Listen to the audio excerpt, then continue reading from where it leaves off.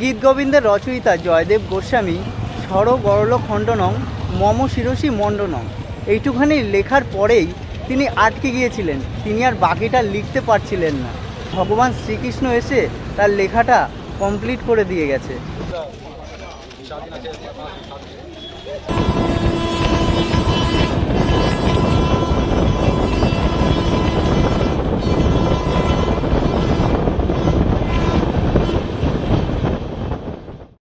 দেখুন কত মানুষ এইরকম এসছে তাদের সাজ সরঞ্জাম লোটা কম্বল নিয়ে।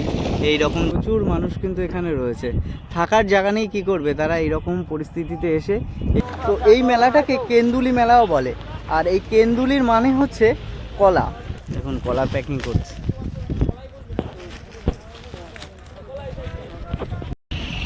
দেখুন এই ছোট্ট একটা রাস্তা, তার দুপাশ থেকে কত প্যান্ডেল, সব প্যান্ডেলে কিন্তু বাউলের আখড়া বসবে।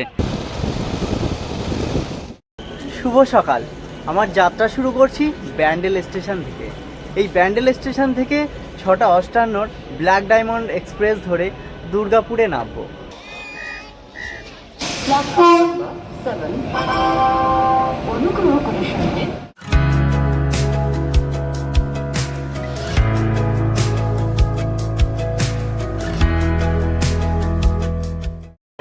দুর্গাপুর স্টেশনে নেমে পড়েছি। এই দুর্গাপুর স্টেশন থেকে এখন 1 নম্বর যেতে হবে, কারণ মেলায় যাওয়ার বাসগুলো সেই 1 নম্বর থেকেই ছাড়ে। তো স্টেশনের বাইরে চলে এসেছি 1 নম্বর প্ল্যাটফর্ম থেকে। তো বাইরেটা দেখো, এই যে কত সুন্দর, আর অনেক লোকজন সকালবেলায় স্টেশনের পাশে দাঁড়িয়ে রয়েছে। তো বাসগুলো ওই পাশ দিয়ে সব লাইন দিয়ে দাঁড়িয়ে রয়েছে। তো স্টেশন থেকে বেরিয়ে একটু সামনেই চলে আসলে এই যে বাস স্ট্যান্ডের বাসগুলো দাঁড়িয়ে রয়েছে, এই বাসগুলোই কিন্তু যাবে জয়দেবের মেলায়। আর এখন এই বাসের ভাড়া আছে 30 টাকা, কিন্তু যখন মেলার সময় হবে একদম মকর সংক্রান্তির সময়, সেই সময় কিন্তু 40 থেকে 50 টাকা ভাড়া বাড়লেও বাড়তে পারে। তো এই বাসটা পৌঁছাতে টাইম লাগবে 1 ঘন্টা থেকে 1 ঘন্টা 20 মিনিট। বাসে উঠে পড়ছি। এখন বাস কিন্তু ফাঁকাই আছে।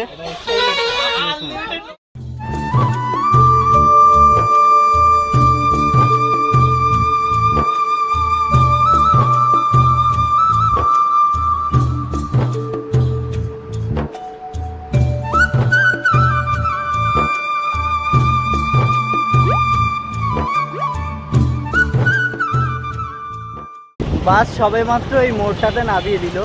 এই মোড় থেকে এখন কিছুটা দূর সামনে মেলার দিকে হেঁটে যেতে হবে। আমি এখন দাঁড়িয়ে আছি কৃষ্ণপুরে অজয় নদের ঠিক এ পাশটায়। বাস গাড়ি কিংবা অন্য অন্য যে গাড়িগুলো আছে সেগুলো এ পাশটায় নামিয়ে দেয়, কারণ এ পাশটায় শর্ট হয়। আর সামনে দেখতে পাচ্ছেন এই যে বাঁধ, প্রত্যেক বছর কিন্তু এই বাঁধের মেরামত হয় এই মেলার জন্যেই। দেখুন এই যে জেসিবি দিয়ে এই বাঁধের মেরামতের কাজ চলছে, রাস্তা ঠিকঠাক করে করা হচ্ছে। আর এই সামনে হচ্ছে অজয় নদ, আর এই দুপাশ দিয়ে দোকান বসেছে প্রচুর। তো অ্যাকচুয়ালি এই কৃষ্ণপুরে যদি বাস কিংবা অন্যান্য গাড়িগুলো এসে নামিয়ে দেয়, তাহলে মেলায় যেতে মানুষের অনেকটা সুবিধা হয়।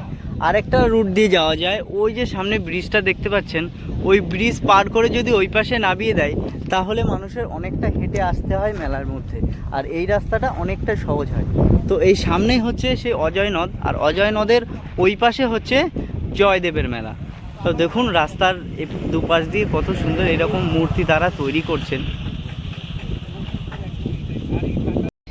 দেখুন এই রাস্তার পাশে এই দোকানিরা এখন দোকান সেট করছেন। কত ঢোল এখানে এসে রেখে দিয়েছে তারা এই দোকানে বিক্রি করার জন্য, প্রচুর দেখুন। আর রাস্তার দুপাশে কিন্তু এরকম অনেক সাধু সন্তোষীরা যারা আছেন, তারা অনেক দূর দূর থেকে এসে এখানে টেন্ট করে থাকেন, আর রান্নাবান্না খাওয়া দাওয়া কিন্তু তাদের এখানেই হয়। দেখুন এই ছোট্ট একটা ঘরের মধ্যে তারা থাকে, আর এই যে এখানে রান্না করে তারা খাওয়া দাওয়া করে। দেখুন রাস্তার দুপাশে এরকম মূর্তি আপনারা অনেক দেখতে পাবেন। সামনে আরও মূর্তি রয়েছে, আমি দেখাচ্ছি আপনাদেরকে। আর এই হচ্ছে সামনে সেই অজয় নদ। এই দেখুন কেমন মূর্তি তৈরি করেছে, এটা হচ্ছে শিবলিঙ্গ করেছে, আর এটা হচ্ছে মা কালীর একটা রূপ তারা এখানে তৈরি করেছে। দেখুন এই অজয় নদের তীরে কিছু শ্মশানবাসী মানুষ এসে জমায়েত হয়েছে। পাশের গ্রামে হয়তো কেউ মারা গেছে, তাই তাকে দাহ করাতে এই অজয় নদের তীরে নিয়ে এসছে। দেখুন, এই অজয় নদের জল কিন্তু সারা বছরই এইরকম কম থাকে, বেশি একটা জল এই অজয় নদে থাকে না। আর এই নদের উপরে এই যে ব্রিজ করে দেওয়া হয়েছে শুধুমাত্র ওই পাশে জয়দেবের মেলায় যাওয়ার জন্য।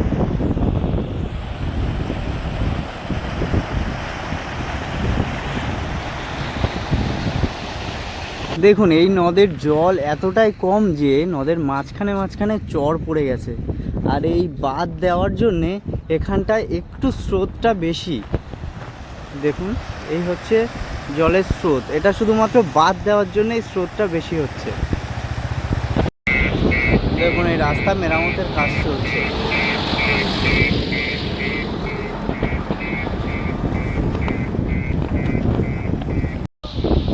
দেখুন, নদের পাশ দিয়ে কৃত্রিমভাবে ঘাট তৈরি করেছে বস্তা দিয়ে মানুষজনদের পূর্ণ তীর্থে স্নান করার জন্যে। দেখুন, এপাশেও রয়েছে, আর এই যে হচ্ছে ব্রিজ, ব্রিজের ওপাশেও এরকম ঘাট করা রয়েছে মানুষজনদের স্নান করার জন্যে। দেখুন, এখানেও মা কালীর মূর্তি তৈরি করছে। আর এটা হচ্ছে ঘাটের রাস্তা। এই ঘাটের রাস্তার দুপাশ দিয়ে এরকম অনেক মূর্তি দেখা যাবে। এই দেখুন,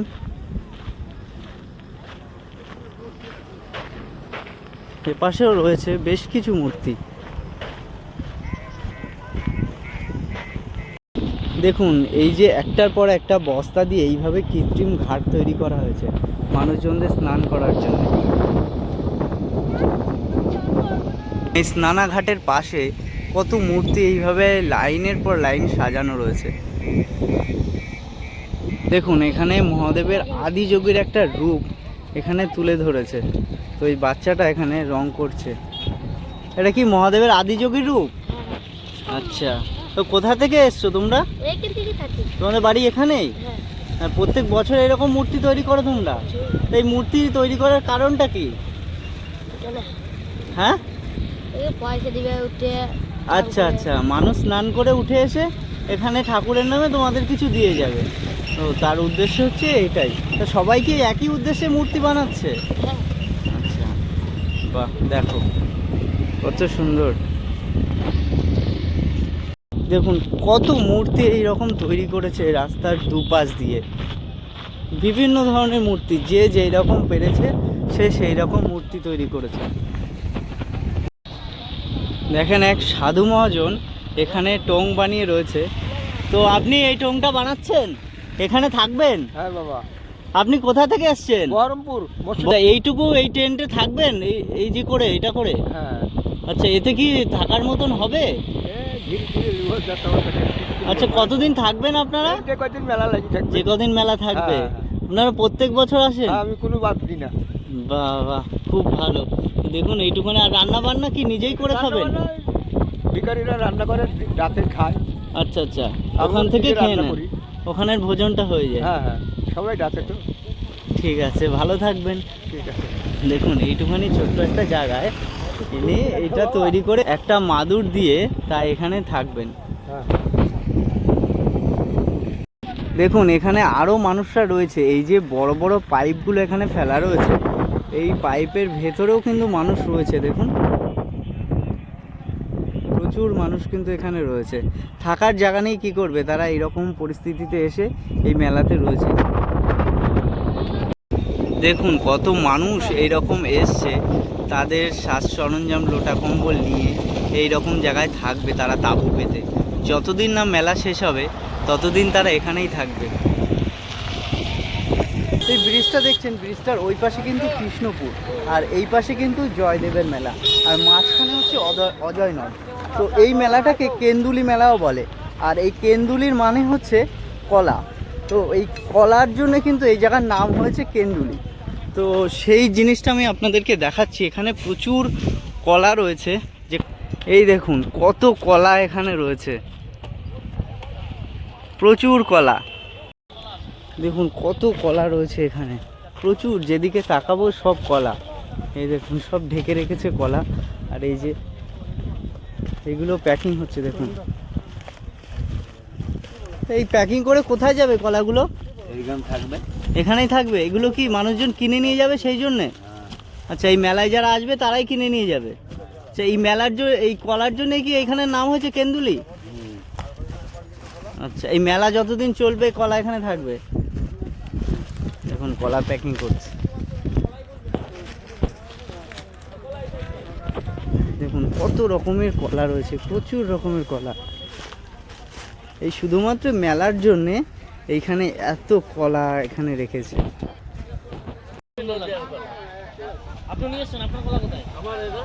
তো কলা কি প্যাকিং করছেন? হ্যাঁ, প্যাকিং করে। কোথার থেকে নিয়ে এসছেন কলা? নদিয়া। নদিয়ার থেকে? ওখানে কি কলা গাছ বেশি আছে? কলা গাছ বেশি, প্রচুর পরিমাণে। আপনারা কি বিক্রি করতে এসছেন এখানে? আমরা ওখানে কিনে এনেছি, আমি নিজে ডাইরেক্ট। আচ্ছা, কিনে এনে এখানে রেখেছেন বিক্রি করার জন্য? আচ্ছা, যারা মানুষ মেলায় আসবে তারা এগুলো কিনে নিয়ে যাবে। মেলা যতদিন থাকবে আপনারা ততদিন আছেন? আচ্ছা, কি রকম দাম আছে এক একটা কাঁধির? 300, 250, 350, 400। আচ্ছা, কলা হিসাবে দাম আছে? কলা হিসেবে দাম আছে, যেমন কাঁদি সেরকম দাম। আর আপনারা এখানে এইরকম তাঁবু খাটিয়ে রয়েছেন মেলা যতদিন থাকবে ততদিন? আচ্ছা, দেখুন কত মানুষ এসছে এই কলা নিয়ে।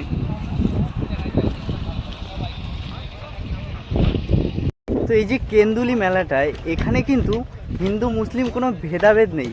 এখানে কিন্তু হিন্দু মুসলিম সবাই এই মেলায় আসে। এই মেলাটাকে কিন্তু বাউলের মেলাও বলে। আর এই যে আপনারা দেখতে পাচ্ছেন প্রচুর তাঁবু খাটানো রয়েছে, প্যান্ডেল করা রয়েছে। এইগুলোতে এক একটা জায়গায় বাউলের আখড়া বসবে সব। তো বিভিন্ন জায়গা থেকে বাউলের দল আসবে, এসে বাউল গান হবে। দেখুন যত দূর চোখ যাচ্ছে তত দূর পর্যন্ত যত প্যান্ডেল করা রয়েছে সব কিন্তু বাউলের আখড়া বসবে। তো এই যে মেলা, বাউলের মেলা, প্রচুর পরিমাণে এখানে ভিড় হয়। দেখুন এই যে বাউলের জন্য স্টেজও করে রেখেছে। এই যে বাউলের আখড়াগুলো হবে আপনাদেরকে দেখাচ্ছি বাউলের আখড়াগুলো কেমন হয়। এই দেখুন এই যে প্যান্ডেল করা রয়েছে তার সামনে কে কোথা থেকে আসছে সেই নামটা পর্যন্ত দেওয়া রয়েছে। এই যে দেখুন, আর এই হচ্ছে বাউলের আখড়া হবে। দেখুন এই হচ্ছে জায়গা। এই মেলায় প্রচুর ধরনের দোকানপাট বসবে। তার মধ্যে একটা দোকান বসেছে দেখুন, এটা হচ্ছে জাতা। এটা অনেকেই চেনেন না, কারণ এই জাতা এখন আর কেউ ব্যবহার করে না। এটা অনেক ওল্ড ফ্যাশনের হয়ে গেছে মানুষের কাছে। দেখুন এই জাতা রয়েছে, প্রচুর জিনিস রয়েছে এখানে। এই দেখুন শিল নোড়া, প্রচুর কিছু এখানে রয়েছে।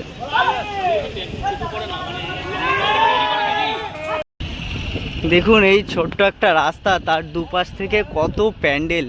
সব প্যান্ডেলে কিন্তু বাউলের আখড়া বসবে, আপনাদেরকে আগেই দেখিয়েছি। আর এইটা আরেকটা মেলার আরেকটা সাইটের দিক। এই দেখুন কোন সেবাশ্রম থেকে আসছে, দেখুন জামধাও সেবাশ্রম থেকে এখানে বাউলের আখড়া বসবে। এপাশেও রয়েছে দেখুন, প্রত্যেকটা সেবাশ্রমের নাম দেওয়া রয়েছে আর কে বাউল শিল্পী তার নামও দেওয়া রয়েছে। এই দেখুন প্রচুর, যতদূর চোখ যাচ্ছে সব দুপাশে কিন্তু সব বাউলের আখড়া বসবে। এই যে রাস্তাটা আপনারা দেখছেন এটার ওপাশে কিন্তু কৃষ্ণপুর। কৃষ্ণপুর দিয়ে আসলে আপনারা এই রাস্তাটায় চলে আসবেন। এটা হচ্ছে জয়দেব বাজার। দেখুন এই যে বাস দাঁড়িয়ে রয়েছে আর এই সামনেই রয়েছে জয়দেবের মন্দির। দেখুন এই জয়দেবের বাজারে রাস্তার দুপাশে কত ফলের দোকান। এই যে দেখুন প্রচুর ফলের দোকান রয়েছে।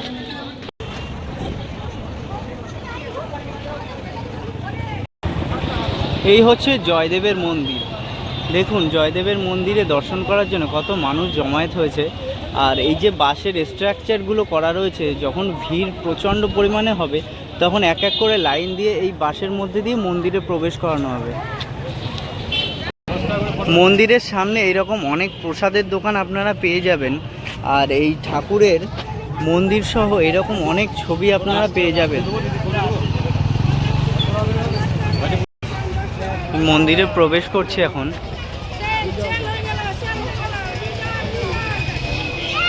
দেখুন 500 বছরেরও বেশি পুরনো এই মন্দির। দেখুন কত সুন্দর ইট খোদাই করে করে এই মন্দিরটা তৈরি করা। দেখুন কত সুন্দর ডিজাইন করা প্রত্যেকটা ইটের উপরে। আর কত মূর্তি রয়েছে এর মধ্যে দেখুন।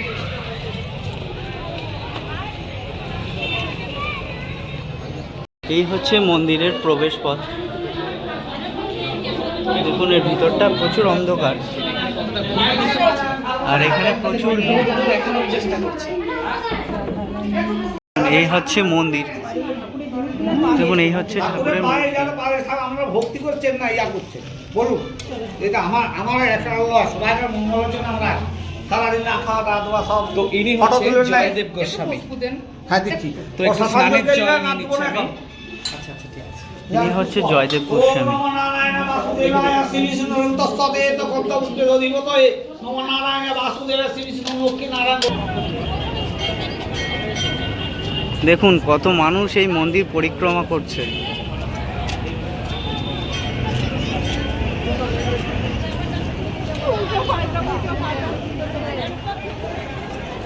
তো আপনাদের একটা ইনফরমেশন দিয়ে রাখি, এই যে মন্দিরটা এটা প্রতিষ্ঠা করেছিলেন বর্ধমানের রাজা চিত্রসেনের স্ত্রী ব্রজকিশোরী 1692 খ্রিস্টাব্দে। পশ্চিমবঙ্গের বীরভূম জেলার অজয় নদের তীরে কেন্দুলি গ্রামে প্রায় 500 বছর ধরে উদযাপিত হয়ে আসছে এই জয়দেবের মেলা।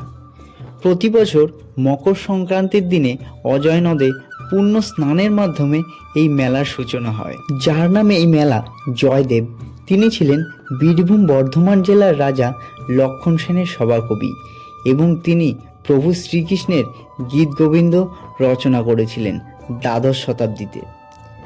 জয়দেব ছিলেন বাউল ধারার একজন মানুষ, তাই তার স্মরণে বাউল সাধক ও শিল্পীরা এখানে জড়ো হন, তাই এটি বাউল মেলা নামেও বিখ্যাত। মেলার উদ্ভাবন নিয়ে কথিত আছে নানা গল্প। কথিত আছে কবি জয়দেব গোস্বামী প্রতি বছর মকর সংক্রান্তিতে স্নান করতে যেতেন কাটোয়ার গঙ্গায়। একবার তিনি অত্যন্ত অসুস্থ হয়ে পড়েন এবং ওই দীর্ঘপথ পাড়ি দেওয়া সম্ভব না হওয়ায় সংক্রান্তির আগের রাতে চোখে জল নিয়ে শুতে যান। সেই রাতে তিনি স্বপ্ন দেখেন তার জন্য মা গঙ্গা উজানে এসে অজয় নদে মিলিত হলেন, তাই অজয় নদে স্নান করলেই তিনি গঙ্গা স্নানের ফল পাবেন। মনে করা হয় কবি জয়দেবের সেই পুণ্য স্নান উপলক্ষেই তারপর থেকেই মকর সংক্রান্তিতে কেন্দুলিতে অজয় নদের তীরে এই মেলা হয়ে আসছে। গীত গোবিন্দের রচয়িতা জয়দেব গোস্বামী স্বর গরল খণ্ডনং মম শিরসি মণ্ডনং এইটুখানি লেখার পরেই তিনি আটকে গিয়েছিলেন, তিনি আর বাকিটা লিখতে পারছিলেন না। তখন তার স্ত্রী পদ্মাবতী বলেন যে আপনি স্নান করে এসে আবার লিখতে বসুন। তখন তার স্ত্রীর কথা মতন তিনি স্নান করে এসে আবার লিখতে বসেছেন। লেখা শেষ হয়ে যাওয়ার কিছুক্ষণ পরে দেখেন ওনার স্বামী আবার এসে লিখতে বসেছেন। তখন উনি জয়দেবকে জিজ্ঞাসা করেন যে আপনি তো এইমাত্র লেখা শেষ করলেন, আবার কেন লিখতে বসছেন? তখন জয়দেব গোস্বামী বলে, কই আমি তো লেখা শেষ করিনি, আমি তো সবে স্নান করে এসে লিখতে বসলাম। তখন তিনি পাতা উল্টে দেখেন ভগবান শ্রীকৃষ্ণ এসে তার লেখাটা কমপ্লিট করে দিয়ে গেছে। তো মকর সংক্রান্তির এই পূর্ণতীর্থের জয়দেবের মেলায় আপনারা কীভাবে আসবেন? আপনারা নিজস্ব বাইকে করে কিংবা গাড়িতে করে আসতে পারেন, অথবা ব্যান্ডেল থেকে দুর্গাপুর হয়ে আপনারা বাসে করে সরাসরি এই মেলায় আসতে পারেন। তো এই মেলার ভিডিও আপনাদের কেমন লেগেছে আপনারা কিন্তু অবশ্যই জানাবেন কমেন্ট করে। তো দেখা হবে আপনাদের সাথে পরের একটা ইন্টারেস্টিং ভিডিও নিয়ে। ততদিন পর্যন্ত আপনারা ভালো থাকবেন, সুস্থ থাকবেন। জয় হিন্দ।